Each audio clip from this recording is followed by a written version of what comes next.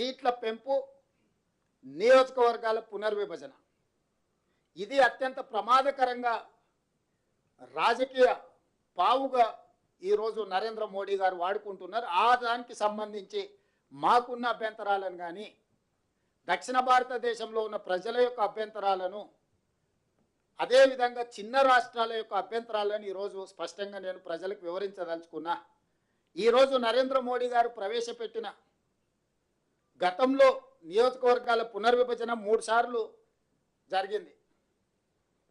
1957లో నియోజకవర్గాల పునర్విభజన జరిగినప్పుడు 494 సీట్లు ఉన్నాయి దేశంలో లోక్సభలో. 1967లో నియోజకవర్గాల పునర్విభజన జరిగినప్పుడు 520 సీట్లకు పెరిగింది. అదేవిధంగా 1977లో చేసిన నియోజకవర్గాల పునర్విభజన ఇది అత్యంత కీలకమైనది. శ్రీమతి ఇందిరాగాంధీ గారు ఉన్నప్పుడు 1971 జనగణన ప్రకారము 1976లో నియోజకవర్గాల పునర్విభజన జరిగింది. ఆ రోజు ఇందిరాగాంధీ గారు తీసుకున్న నిర్ణయాలు 542 సీట్లకు పెంచారు. తర్వాత ఒక సీటు సిక్కిం నుంచి యాడ్ అయ్యి ఈరోజు దేశంలో 543 లోక్సభ స్థానాలు నిర్దిష్టంగా ఈరోజు సంఖ్యకు మనం చేరుకున్నాం. ఆ రోజు శ్రీమతి ఇందిరాగాంధీ గారు 1970 దశకంలో దేశంలో కరువు, ఆకలి, జనాభా నియంత్రించాలని కుటుంబ నియంత్రణ విధానాన్ని 1970లో కేంద్ర ప్రభుత్వం తీసుకున్నది. కుటుంబ నియంత్రణ అమలు చేసిన 6-7 సంవత్సరాలలోనే దక్షిణాది రాష్ట్రాలు, ముఖ్యంగా కాస్త చదువుకున్న రాష్ట్రాలు, దక్షిణాది రాష్ట్రాలు కుటుంబ నియంత్రణ అమలు చేయడంతో ఇక్కడ జనాభా నియంత్రణ జరిగింది. ఉత్తరాది రాష్ట్రాలలో ఉన్న రాష్ట్రాలు కుటుంబ నియంత్రణ అమలు చేయకపోవడం వల్ల విపరీతంగా జనాభా పెరిగింది. 1970 నుంచి 76 6-7 సంవత్సరాలలోనే జనాభా మధ్యలో అంతరం పెరిగి ఉత్తర భారతదేశం, దక్షిణ భారతదేశంలో అంతరం పెరుగుతుండడం వల్ల ఇందిరాగాంధీ గారు ఆ అంశాన్ని గుర్తించి 543 సీట్ల ప్రకారమే ఉండాలి, ఆయా రాష్ట్రాలలో ఉన్న నియోజకవర్గాలనే ఆ రాష్ట్రంలో ఉండే లోక్సభ సీట్ల ప్రకారమే నియోజకవర్గాల పునర్విభజన జరగాలని నిర్ణయం తీసుకోవడం వల్ల 1976లో ఉత్తరప్రదేశ్లో 80 సీట్లను ఆ రాష్ట్రంలోనే పునర్విభజన చేసిండ్రు. ఉమ్మడి ఆంధ్రప్రదేశ్లో ఉన్న 42 లోక్సభ నియోజకవర్గాలను ఈ రాష్ట్రంలో పునర్విభజన చేసిండ్రు. 25 సంవత్సరాల వరకు సీట్ల పెంపును శ్రీమతి ఇందిరాగాంధీ గారు నిషేధించిండ్రు. ఎందుకు అనంటే జనాభా పెరగడం, జనాభా ప్రాతిపదికన నియోజకవర్గాల పునర్విభజన జరిగితే కేంద్ర ప్రభుత్వం ఇచ్చిన ఆదేశాల ప్రకారం జనాభా నియంత్రణ పాటించిన కొన్ని రాష్ట్రాలను శిక్షించిన వాళ్ళతో కేంద్ర ప్రభుత్వ ఆదేశాలను ఉల్లంఘించిన వాళ్ళను మెప్పించినట్టు సీట్లు పెంచితే నష్టం జరుగుతుందని ఆ రోజు శ్రీమతి ఇందిరాగాంధీ గారు నియంత్రించిన 543 సీట్లు ఉండాలి, ఏ రాష్ట్రంలో ఉన్న సీట్లను ఆ రాష్ట్రంలోనే నియోజకవర్గాల పునర్విభజన చేయాలి.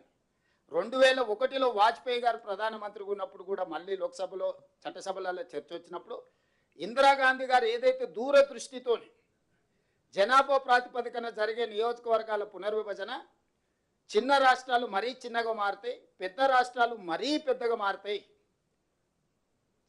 భూస్వాములు జాగీర్దారులుగా మారుతారు, పేదలు అత్యంత నిరుపేదలుగా మారుతారు, నిరాదరణకు గురవుతారని చెప్పి 2001లో కూడా వాజ్పేయి గారు తిరిగి నియోజకవర్గాల పునర్విభజన చేయాలనుకున్నప్పుడు స్పష్టంగా ఇంకొక 25 సంవత్సరాల వరకు ఈ 543 ప్రకారమే ఏ రాష్ట్రంలో ఎన్ని సీట్లు ఉన్నాయో ఆ రాష్ట్రాల ప్రాతిపదికన నియోజకవర్గాల పునర్విభజన జరగాలి. అక్కడ దామాషా ప్రకారం ఎస్సీ ఎస్టీ సీట్లను, అక్కడ ఉన్న అసెంబ్లీ సీట్ల రిజర్వేషన్లను వీటన్నిటిని మార్చుకోవడానికి 2001లో చట్ట సవరణ అటల్ బిహారీ వాజ్పేయి గారు చేశారు. ఆ ప్రాతిపదికన జరిగిన నియోజకవర్గాల పునర్విభజననే 2009లో ఉమ్మడి ఆంధ్రప్రదేశ్లో ఉన్న పార్లమెంట్ సీట్లు తెలంగాణలో 15 ఉండే, ఆంధ్రప్రదేశ్లో 27 ఉండే. 2009లో 17 సీట్లు తెలంగాణకు వచ్చినాయి, 25 సీట్లు ఆంధ్రప్రదేశ్కి పోయినాయి. ఆనాడు 107 అసెంబ్లీలు తెలంగాణలో ఉండే, 187 సీట్లు ఆంధ్రప్రదేశ్లో ఉండే, 119 సీట్లు తెలంగాణకు వచ్చి 175 సీట్లు ఆంధ్రప్రదేశ్కి పోయినాయి 2009లో. సో ఎక్కడ కూడా ఒక రాష్ట్రాన్ని ఒక యూనిట్గా తీసుకొని లోక్సభ, అసెంబ్లీ నియోజకవర్గాలను 2007-8 నియోజకవర్గాల పునర్విభజనలో నిర్ణయం తీసుకోవడం వల్ల ఈ నియంత్రణ వాజ్పేయి గారు ఏదైతే 2001లో చట్టం చేసిండో 25 సంవత్సరాల భవిష్యత్తులో అంటే 2026 వరకు సీట్ల పెంపు అనేది చట్టపరంగా నిషేధం విధించడం జరిగింది. ఈరోజు నరేంద్ర మోడీ గారు చేస్తున్న చర్యల వల్ల మొదటి నుంచి జనాభా ప్రాతిపదికన ఏదైతే మూల సూత్రంగా పెట్టుకొని నియోజకవర్గాల పునర్విభజన జరిగిందో ఆ ప్రాతిపదికన చేస్తే ఉత్తరాదిన విపరీతమైన జనాభా పెరిగిపోయింది, దక్షిణాదిలో జనాభా తగ్గిపోయింది, జనాభా నియంత్రణకు జరిగింది. కాబట్టి ఎట్టి పరిస్థితుల్లో మేము దానికి ఒప్పుకునేదే లేదు అని తమిళనాడులో స్టాలిన్ గారు, నేను కర్ణాటక నుంచి దక్షిణాది రాష్ట్రాల నుంచి ఒక పెద్ద ఎత్తున దక్షిణాది రాష్ట్రాల ముఖ్యమంత్రుల సమావేశాన్ని ఏర్పాటు చేసి మేము నిరసన తెలపడమే కాకుండా ప్రధానమంత్రికి లేఖ రాసినాం.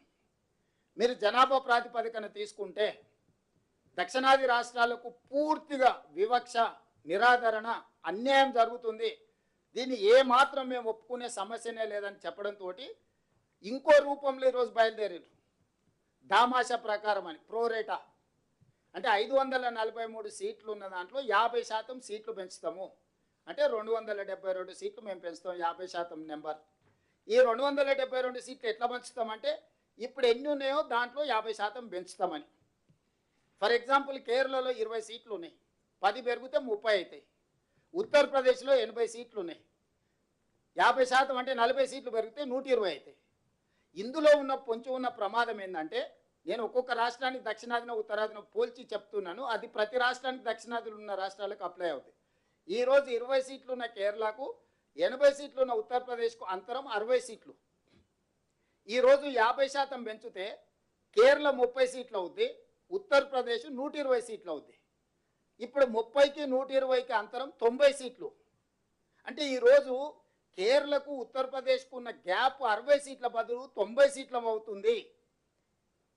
ఇప్పుడు దూరం ఉంది, అప్పుడు అగాధం ఏర్పడుతుంది. పాలిటిక్స్లో అటల్ బిహారీ వాజ్పేయి గారి ప్రభుత్వం ఒక్క ఓటుతోనే, ఒక్క సీటుతో పడిపోయింది.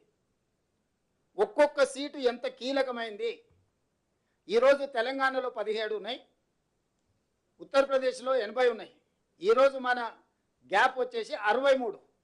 రేపు ఇది పెంచినప్పుడు మనకేమో 26 అవుతున్నాయి, ఉత్తరప్రదేశ్కు 120 అవుతున్నాయి. అప్పుడు 94 సీట్లు మనకు ఇద్దరికి మధ్యలో అంతరం అవుద్ది.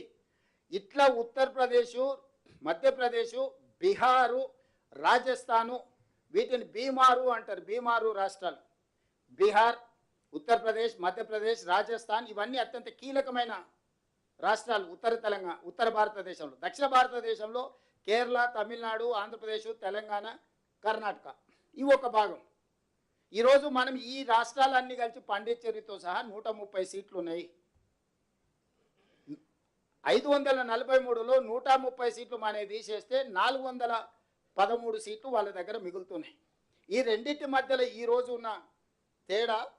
Ayurveda understood how inflammation weakens joints and limits movement. Liposomal boswellia and curcumin with piperine help block key inflammation pathways and support faster relief. Salix caprea naturally relieves joint discomfort, while narinjan protects cartilage and regenerates bone tissue, presenting relief arthrite. Ayurvedic joint wellness, engineered at the molecular level with advanced liposomal technology for 30 times deeper absorption. Because arthritis can limit how you live. Don't just mask the pain, restore mobility and reclaim your movement. Live life fullest with relief. 412 సీట్లు మనకు వాళ్ళకు ఉన్న మధ్యలో తేడా. ఈరోజు సీట్లు పెంచితే మనం 195 అయితే 50% పెంచితే 130 సీట్లు ఉన్నాయి. ఇక్కడ కేరళలో 20, తమిళనాడులో 39, పాండిచ్చేరిలో 1, ఆంధ్రప్రదేశ్లో 25, తెలంగాణలో 17, కర్ణాటకలో 28. ఇవన్నీ కలిపితే 130 సీట్లు. 50% పెరిగితే మనం 195 అవుతాం. అదే మిగతా ప్రాంతంలో ఉన్న 413 సీట్లు పెంచితే దాదాపుగా వాళ్ళకు 621 సీట్లు, 620 సీట్లు అవుతున్నాయి. ఈరోజు మనకు వాళ్ళకు మధ్యలో ఉన్న అంతరము ఎంతుంది, ఈ పెంచడం వల్ల ఎంత అవుతుంది? ఈ రోజున్న మనకు వాళ్ళకు ఉన్న అంతరము 412 సీట్లు ఉంటే రేపు పెంచే సీట్లతోని 620 సీట్లు అవుతాయి. 208 సీట్లు అదనంగా ఉత్తర భారతదేశానికి అన్డ్యూ అడ్వాంటేజ్. భవిష్యత్తులో ఇప్పటికే భారతీయ జనతా పార్టీ అధికారంలోకి వచ్చిన తర్వాత దక్షిణాది రాష్ట్రాలకు కీలకమైన శాఖలు ఏవీ ఇవ్వలే. ప్రైమ్ మినిస్టర్ కానీ, హోమ్ మినిస్టర్ కానీ, డిఫెన్స్ మినిస్టర్ కానీ, కామర్స్ మినిస్టర్ కానీ, ఇట్లా మీరు మొదటి 10 శాఖలు తీసుకుంటే ఒక ఆర్థిక శాఖ మాత్రమే దక్షిణాది రాష్ట్రాలకు ఇచ్చిండ్రు. ఏ ఒక్క శాఖ కూడా, రాష్ట్రపతి పదవి కూడా, కీలకమైన ఏ పదవి కూడా దక్షిణాది రాష్ట్రాలకు ఇవ్వలేదు. మీ అందరికీ తెలుసు, రాజకీయాలలో నెంబర్ ఉంటేనే నీతో ఎవరైనా మాట్లాడతారు.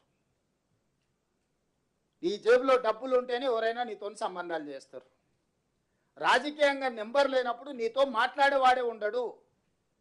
Bargainings are among equals. ఏ చర్చలైనా, ఏ ఒప్పందాలైనా సరిసమానుల మధ్యలో జరుగుతాయి. బలహీనుడు బలవంతుడు మధ్యలో జరగవు. ఈరోజు దక్షిణాది రాష్ట్రాలను అత్యంత బలహీనంగా ఉన్నాం. ఇప్పుడు అత్యంత బలహీనులుగా మార్చి బలంగా ఉన్న ఉత్తరాది రాష్ట్రాలను శక్తివంతంగా మార్చి రాజకీయంగా, అసలు రాజకీయంగా మనల్ని ద్వితీయ శ్రేణి పౌరులు చేయడానికి ఆ ఉత్తరాదిలో ఉన్న 5-6 రాష్ట్రాలు కలిస్తే 410 సీట్లు అనేటివి అక్కడనే అయిపోతాయి. చిన్న రాష్ట్రాలతోని, నేను చెప్పేది ఉత్తర దక్షిణమే కాదు, చిన్న రాష్ట్రాలకు కూడా సమస్య. ఢిల్లీ, పంజాబ్ లాంటి రాష్ట్రాలు కూడా రాజకీయంగా మనుగడనే కోల్పోతాయి. దక్షిణ భారతదేశంతో పాటు చిన్న రాష్ట్రాలకు కూడా రాజకీయంగా ఇది తీరని విఘాతంగా మారుతుంది.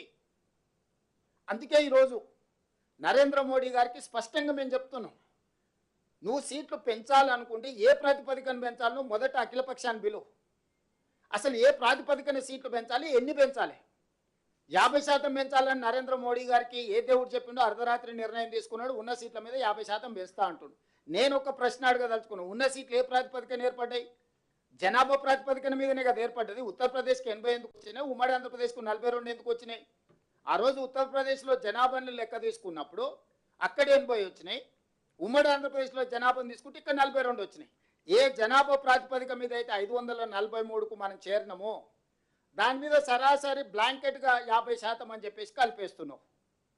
ఏ జనాభా నియంత్రణ చేసిన వాళ్ళకి అన్యాయం జరుగుతుంది అంటున్నావు. మూల సూత్రమైన జనాభా ప్రాతిపదికన ఏర్పడిన విధానాన్ని ప్రోరేట ప్రకారం 50% పెంచేస్తానేనని చెప్పి నీ రాజకీయ మనుగడ కోసం, నీ రాజకీయ అవసరాల కోసం ఈ రోడ్లు సీట్లు పెంచడంతో దక్షిణ భారతదేశానికి వచ్చే 195, ఉత్తర భారతదేశానికి వచ్చే 621 సీట్లు ఉత్తర దక్షిణ భారతదేశాలలో విపరీతమైన అంతరం పెంచుతుంది.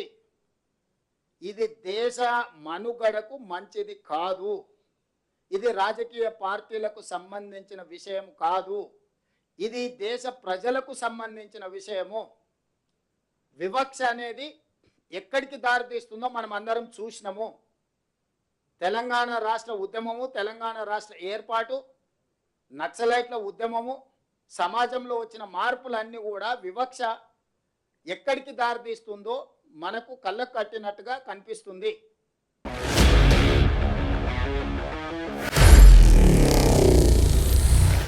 Honor Signatus, the biggest gated community in the heart of the city. Spacious 3, 3.5 and 4 BHK apartments at Kukatpalli, High-Tech City.